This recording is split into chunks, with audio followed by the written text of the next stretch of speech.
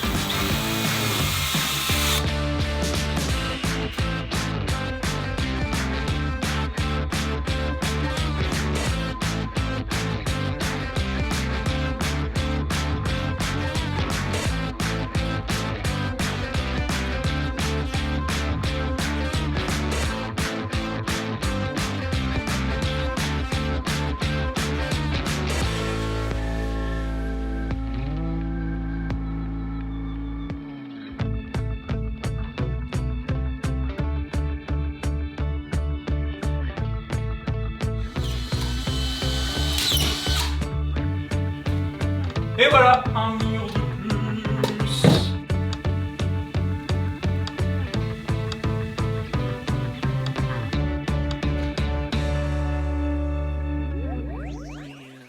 Et voilà un nouveau mur de terminé avec notre mur de salle de bain. On voulait passer à l'autre côté de la pièce. On avait d'ailleurs déjà découpé tout ce qu'il fallait pour pouvoir mettre la plaque ici, dans ce qui sera un jour les toilettes. On avait tout bien préparé et on s'est rendu compte qu'on avait complètement zappé qu'il va y avoir un petit lave-main ici.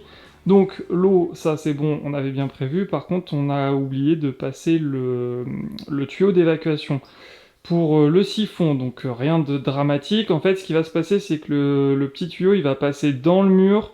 Tac, tac, tac, il va ressortir là et après il va se rebrancher sur l'évacuation des toilettes, donc il va ressortir du mur ici.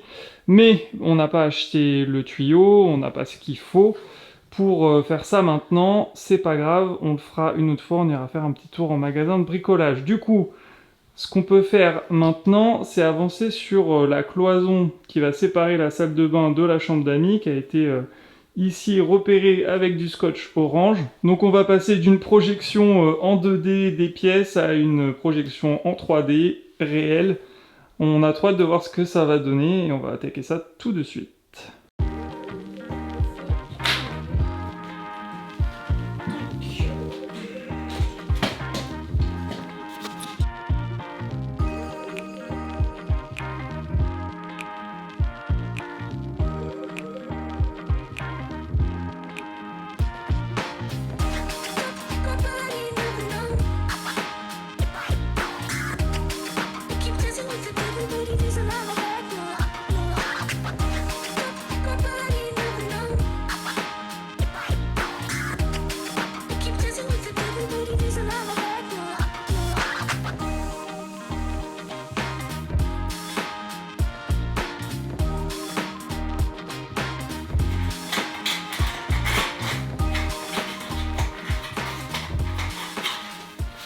Et voilà comment monter un mur en 3 minutes.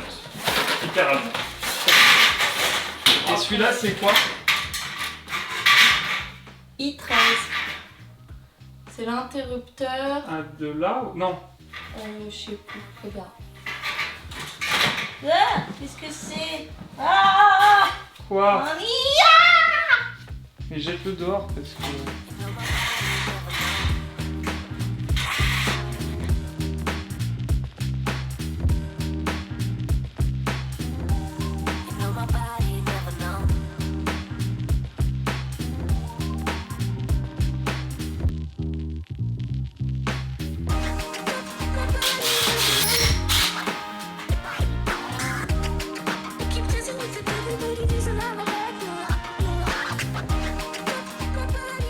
Alors, première cloison intérieure réalisée qui sépare donc la salle de bain qui va se trouver à droite de la chambre d'amis qui va se trouver à gauche. Comme d'habitude, on ne fixe pas les montants au lisse. Je vous dis ça avec d'autant plus d'aplomb que c'est ce qu'on avait fait sur la cloison qui est juste en face ici. Donc finalement, on avait enlevé les vis puisque avec le fermacelle, il faut qu'il y ait une pression mécanique qui soit juste maintenue par la plaque. Et du coup, pas besoin de fixer la lisse au montant. Au contraire, il ne faut pas le faire. C'est bien précisé dans la notice de montage.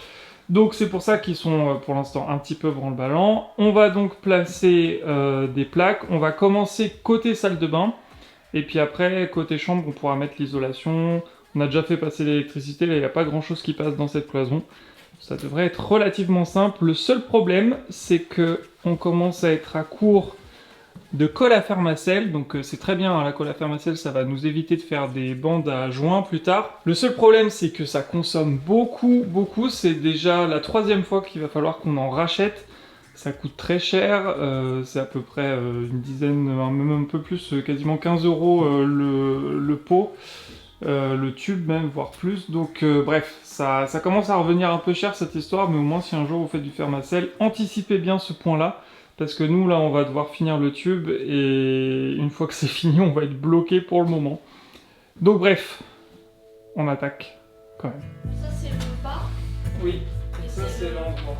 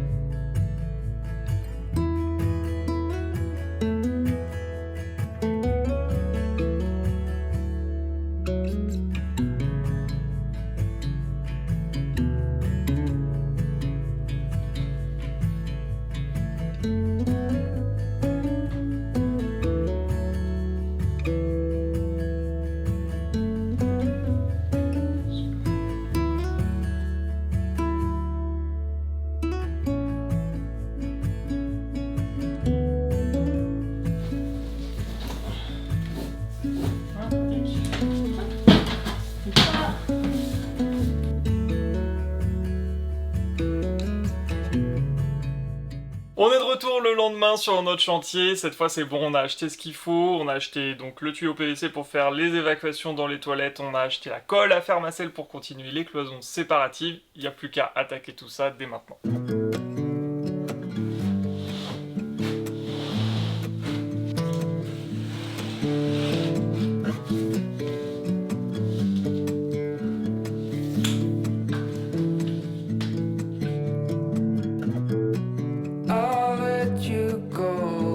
Some time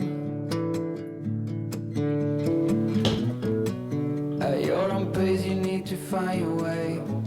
Bah, est-ce que ça arrive sur ma tête? Mais regarde pas la lumière dans ce cas-là. Mais peu importe où je vais, il va suivre la mais il faut que j'éclaire là. Donc si je mets comme ça va pas changer. Entre là et debout, il y a un monde. Toi, t'es... Là tu me dis que c'est trop alors que c'est déjà vers le sol. un peu plus vers le sol. C'est vrai que c'est la puissance du soleil quoi. Mais je l'ai dans les yeux. T'as déjà une lumière dans les yeux? Oui. Non. Alors... Ah Tu vois? Tu l'as eu parce que t'as fait ça. Alors, parce que je c'est t'ai pas imité n'importe quoi. peut-être. Non mais même. Je peux la regarder. Oui, après tu vas rien voir. Tu me La fatigues. colle, elle est où, la colle? Waiting without a sign. A sign of what matters. Matters to you. But what do you want? What's your biggest need? Every hour we spend together, then suddenly the chances are small, just like the lottery.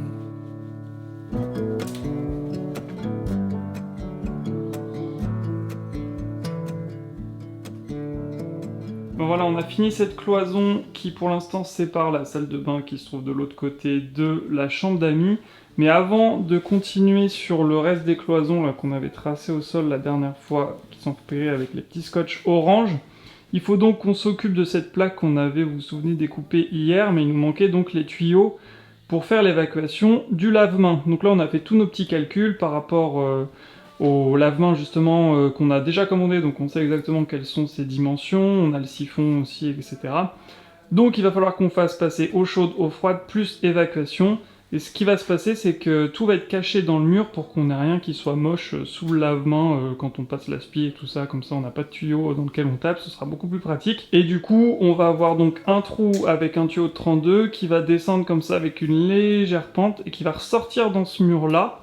Et en fait, il va se retrouver au niveau de l'évacuation des toilettes, caché dans le mur qu'on va faire pour le bâti support, parce qu'on aura des WC suspendus, enfin bon, bref, on vous montrera ça une autre fois. Mais tout ça pour dire qu'aujourd'hui, on va juste faire passer un tuyau d'évac de là à de là. Et comme ça, on aura de l'eau qui pourra s'évacuer. Ce sera quand même plus pratique. Faut juste pas qu'on se trompe dans nos mesures. Oui, c'est pas encore garanti. Donc, ce qu'on a dit...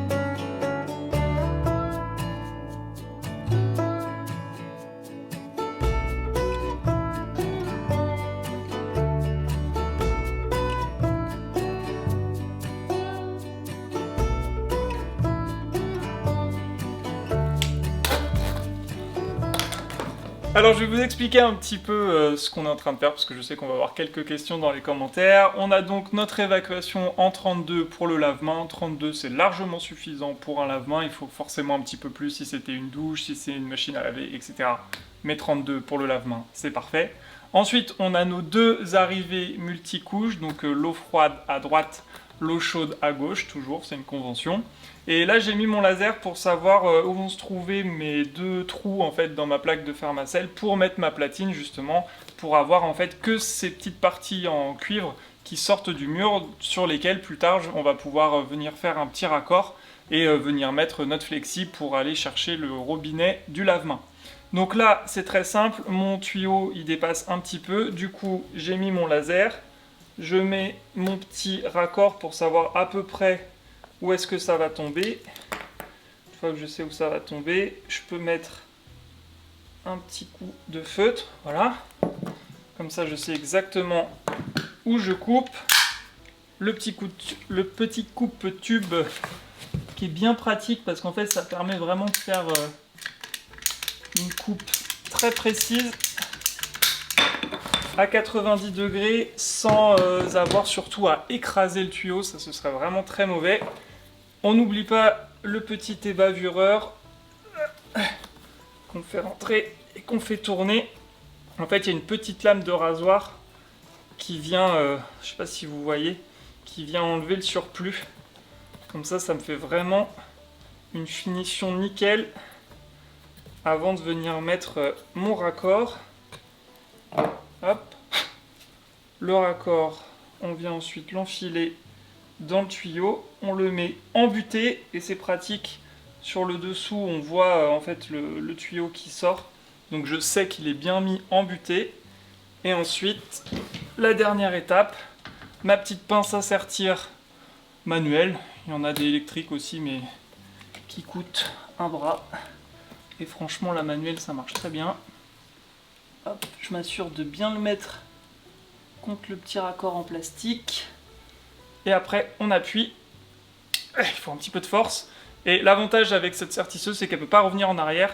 Donc en fait, tant que je ne suis pas arrivé au bout, je sais que c'est pas bon. Il faut que j'aille vraiment, voilà, embuter. Là, je peux l'enlever. Et c'est serti.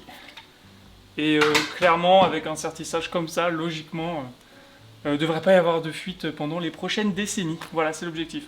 Donc maintenant qu'on a fait ça, c'est très simple. On va pouvoir remettre notre plaque de Fermacell. Normalement, les trous sont faits aux bons endroits. Et après on va vous montrer une fois qu'on met la platine sur le dessus, histoire de tenir tout ça en place. Ah oui, on est obligé de s'éclairer à la lampe torche parce que depuis 2-3 heures, il fait super noir. On se croirait en plein mois de décembre. Et même dans les parties d'habitude super lumineuses de la maison, il fait tout noir. Parce que voilà le temps qu'on a aujourd'hui. Des gros nuages noirs, il ne fait que pleuvoir. Bref, l'automne est arrivé très tôt cette année.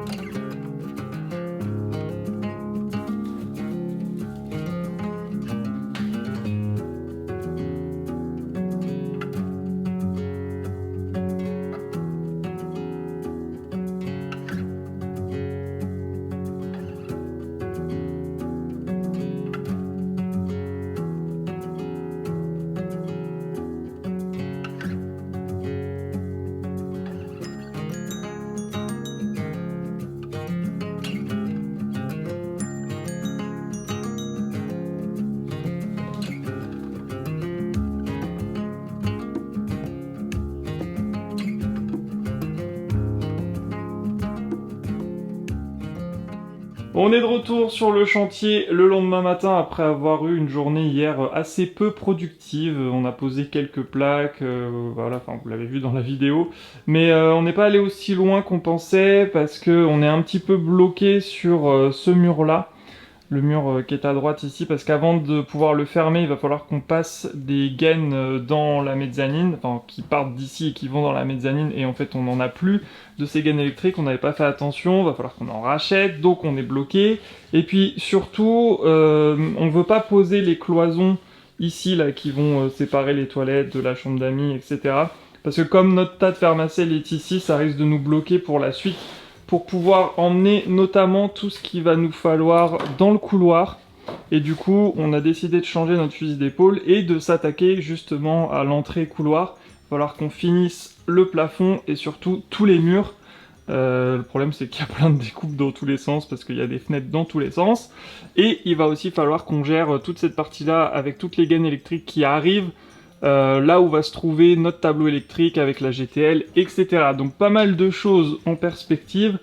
On va s'y attaquer tout de suite. Heureusement, on a toujours notre soldat Cusco, fidèle au poste, en forme. Hein, Cusco? L'ouvrier le plus efficace du chantier.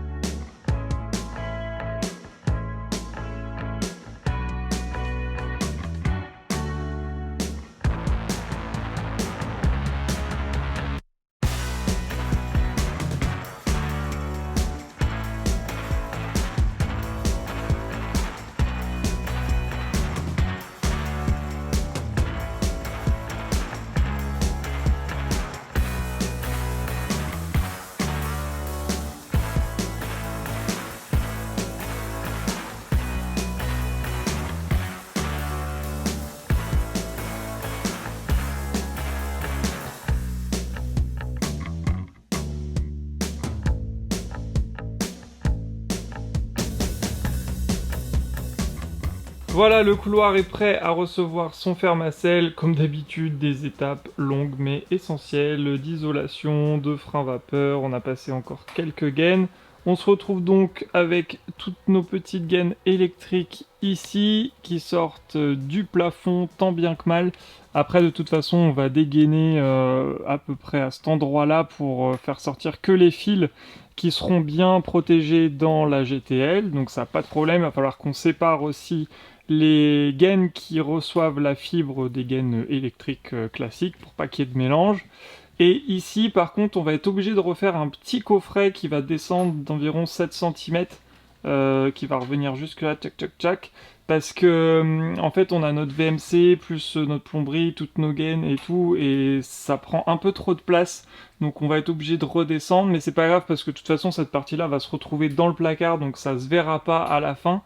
De l'autre côté, on n'avait pas eu ce problème, tout était bien passé sans qu'on ait besoin de refaire un petit coffret, parce que tout simplement ici on n'avait pas de muralière de la mezzanine qui descend un petit peu plus bas. Bref, ça c'est qu'un petit détail. Maintenant, eh bien, on va commencer à plaquer, et on va commencer par ce mur-là, avec la petite particularité, c'est qu'on a une boîte de jonction ici à prévoir.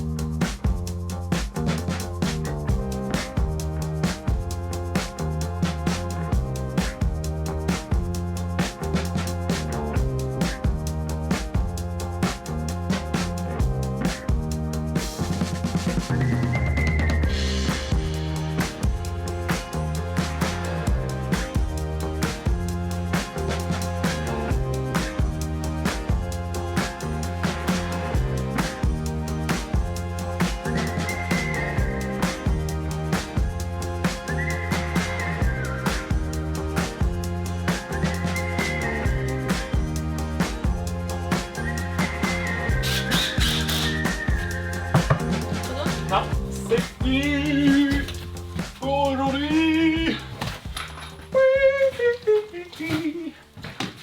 Bon, vous avez vu, on a vissé dans du bois directement, pas de problème, c'est du fermacelle, on peut donc fixer directement dans du bois.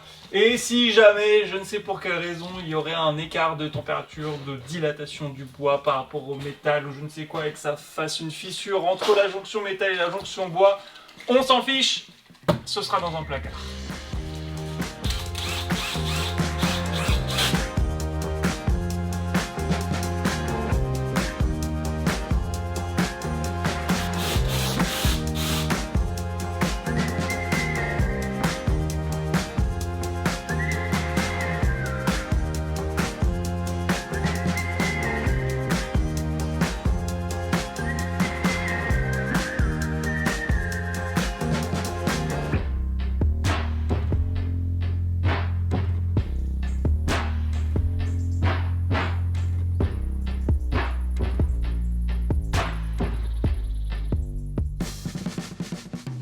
On s'arrête là, on n'a pas fini totalement le couloir, mais il est déjà 20 h, on voit plus grand chose et il est temps de rentrer pour se reposer. On reprendra ça plus tard, dans la prochaine vidéo on va faire des tranchées et cette fois c'est vrai, donc on repassera à l'intérieur de la maison une autre fois. Merci encore une fois d'avoir regardé cette vidéo jusqu'au bout. C'est vrai qu'en ce moment on publie un petit peu moins de vidéos parce que la priorité est au chantier et que ça prend aussi beaucoup de temps de monter les vidéos, donc on préfère passer plus de temps, plus de journées sur le chantier pour vous faire des vidéos un petit peu plus longues mais aussi un petit peu plus complètes. On espère que ce nouveau rythme vous plaît et on reprendra un rythme de 2 vidéos par semaine quand on aura le temps de se poser et voilà, de voir un petit peu plus les choses venir. En attendant, merci d'avoir regardé celle-ci. Si elle vous a plu, n'hésitez pas à mettre un petit j'aime, un petit commentaire, à vous abonner, c'est un énorme soutien pour la chaîne et nous on se retrouve avec grand plaisir dans la prochaine. Salut!